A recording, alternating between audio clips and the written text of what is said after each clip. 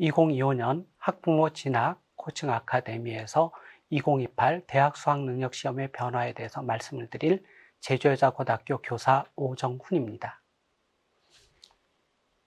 이번 시간에는 달라지는 대학 수학 능력 시험, 대학 능력 시험에 관련 내용을 확인하는 방법, 수능 통지표, EBS 교재 연계, 달라지는 수능 대비 등에 대해서 말씀드려 보겠습니다.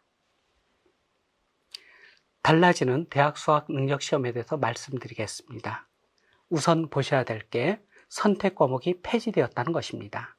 국어를 예로 들면 국어에서 공통 영역, 그러니까 독서와 문학이라고 하는 공통 영역이 있고 학생들이 자기가 유리한 화법과 작문 혹은 언어와 매체 중에서 한 과목을 선택하게 되어 있었습니다. 그런데 이제 1학년 학생들이 대입을 치르는 2028 수능에서부터는 공통 과목으로 화법과 언어, 독서와 작문, 문학이라고 하는 모든 영역을 모든 학생들이 같이 선택하게 되어 있습니다. 그래서 이것은 국어뿐 아니라 국어, 수학, 탐구에서 전부 다 공통 출제된 문제를 푼다라고 하는 것이 변화가 되었습니다. 그리고 이에 따른 영역별 평가 방식은 유지가 됩니다. 국어와 수학과 탐구는 응시생의 4%까지는 1등급, 그리고 7%, 그러니까 전체 11%까지는 2등급, 이런 식으로 유지가 될 것이고요. 영어의 경우는 90점 이상은 1등급, 80점은 2등급, 이런 식으로 절대평가 방식을 유지할 것입니다. 그리고 대학 수학 능력 시험의 과목과 시간의 변경이 있습니다. 첫째 하나는 여기서 보실 때 우선 출제 범위에도 변경이 있습니다. 특히 유의하실 점이 개인적으로는 수학이라고 생각이 듭니다. 수학에서 대수와 미적분과 확률과 통계를 보게 됩니다. 그런데 일부 대학에서는 미적분 2를 요구하는 경우가 있어서 이 점에 대한 약간의 우려가 있고요. 그리고 탐구 과목 같은 경우 예전에는 사회 9과목, 과학 8과목 중에서 학생들이 2과목을 선택한 경우가 있었습니다. 그런데 이제는 모든 학생이 공통사회, 공통과학을 시험을 응시해야 합니다. 그리고 이 공통사회와 공통과학은 1학년 때 학생들이 학습한 내용입니다. 그리고 이에 따라서 탐구 영역의 문항수가 달라졌습니다. 그리고 배점도 달라졌고요. 수능 시간이 굉장히 길어졌습니다. 그래서 이렇게 출제 범위부터 시작해서 문항수, 그리고 학생들이 응시해야 될 과목 등의 변경이 생겼습니다. 이러한 대학 수학 능력 시험에 관련된 내용을 확인할 수 있는 방법을 말씀드리겠습니다. 2024년 9월 27일에 이미 한국교육과정평가원과 대학 수학능력시험 누리집에 이 내용이 기록이 되어 있습니다. 통합사회와 통합과학에 대한 예시문항이 공개가 되었고요. 그리고 현재 국어, 영어 등의 영역의 예시문항까지 공개하겠다라고 했는데 국어 교과를 비롯한 이 문항들이, 예시문항들이 이미 공지가 되었습니다. 그래서 수능, 대학 수학 능력 시험에 대한 예시 문항을 확인하고 싶으면 한국교육과정평가원과 대학 수학 능력 시험 누리집에 들어가시면 문항을 확인할 수 있다는 점 말씀드립니다. 그리고 통지표가 이러한 방식으로 나올 겁니다. 여기서는 약간 이제 변경이 안 된 부분이 있기도 하지만 함께 보도록 하겠습니다. 여기서 파란색 짙은 화살표가 되어 있는 등급 부분을 보시면 등급은 수시에서 수능 최저학력 기준을 활용할 때 사용이 됩니다. 그리고 그 위에 보시면 한국사는 등급만 나와 있고 그 다음에 영어도 등급만 나와 있습니다. 아까 말씀드린 것처럼 한국사와 영어는 절대평가입니다. 거기에 비해서 이제 국어는 선택 과목이라고 이렇게 돼 있는데 지금 1학년 학생들은 선택 과목이 없습니다. 그러니까 선택 과목에 대한 내용은 아마 없어질 것 같고요. 남아있는 것은 이제 표준 점수와 백분위라고 하는 것이 나올 것 같습니다.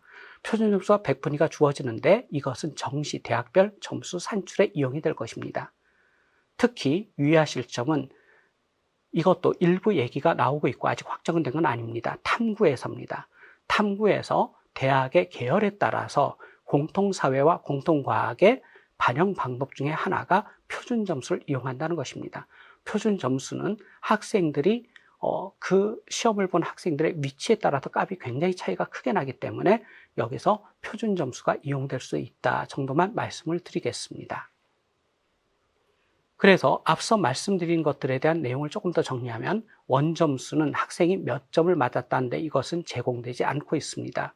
표준점수는 원점수의 상대적 서열 점수입니다.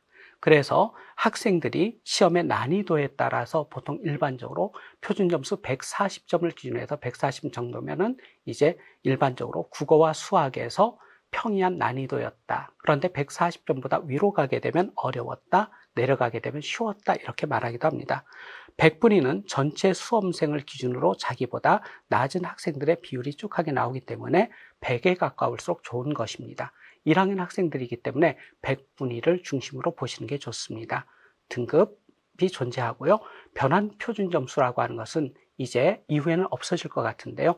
탐구 과목을 어떤 과목을 선택했느냐에 따라서 대학에서 보정해 준 점수라고 생각하시면 되겠습니다. 그래서 어떠한 과목을 선택해서 유리함을 없애거나 혹은 그 학과에 진학하는데 약간의 장벽을 두기 위해서 이용되었던 부분입니다. 그리고 현재 EBS를 활용하는 경우가 많은데 2028에도 역시 EBS 연계율을 50% 이상 한다라고 되어 있습니다. EBS에 있는 모든 것을 다 볼 필요는 없으시고요. 여기 보면 감수라고 되어 있는 이러한 표시가 있습니다. 이러한 감수가 되어 있는 과목들, 그러니까 수능 특강과 수능 완성 이러한 교재만을 활용한다는 점 말씀드리고, 지금 EBS에 가면 2022 개정교육과정을 적용한 수능 스타트에서 통합사회와 통합과학의 교재도 지금 제공되고 있습니다. 물론 이것이 100% 연계된다고 볼 수 없겠지만은 그래도 부담스러운 통합사회, 통합과학을 준비하는 학생이 있다면 한번 눈여겨볼 만하지 않은가 생각해 봅니다.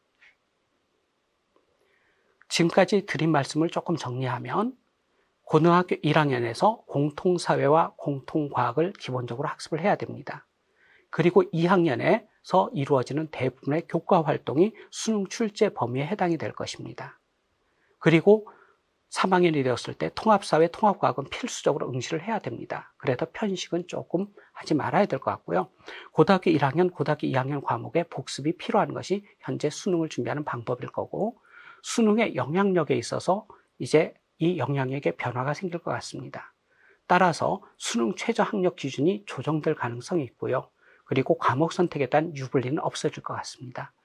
그리고 일반적으로 학교의 내신보다는 수능의 과목의 범위가, 공부해야 될 범위가 많기 때문에 꾸준히 학습하는 그런 노력을 가졌으면 좋겠습니다. 다음 시간에는 2028 대입 준비에 대해서 말씀드리겠습니다. 감사합니다.